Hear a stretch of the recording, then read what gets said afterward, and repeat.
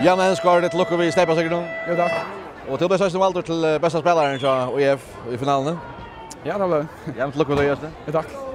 Ja, kvart vill du säga med det är en 5-set mot Mjölner. Hej du gärna vill jag finna säger det sitter grejer i Skjøta Ireland än till det. Ja, det är så säkert. Hade blivit en ek. Oj. Ja, det så jag sett jag blev jag skulle serva oss nu. Det första bollen där. Jag var inte skinkla och jag var som från i rummet. Ja, kört. Men det kom öliga starkt attor i 5:e set nu där så ut att Mjölner försökte vara väl stäv i Ötlund. Ja, det var det. Jag vet inte. Vi kom åter. Stäsch. Ja, nu är det längt åt av landskapet så spårningen är bara som helt bara säger det går nästan välja vilken finalist vill ha i FN-finalen. Är det bara första steg att vinna gruppen i år? Ja, så vet det. Vi tar vinna allt. Men tål att det flyger så här att distans med där är det här bättre än inlinjen? Nej, vi kan gå spela så det är rösten. Det är så att vi ner sig. Ja. Kanske uppåtståtligare här det längre. Det är det.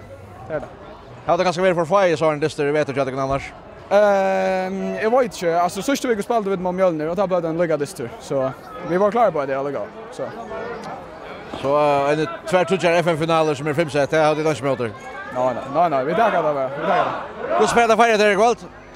Nu får vi förklara för att äta. Jag hade nämnt det nu just för klart. Och så är det. Så finner man det. Ja, ända efter luckan. Jo, tack.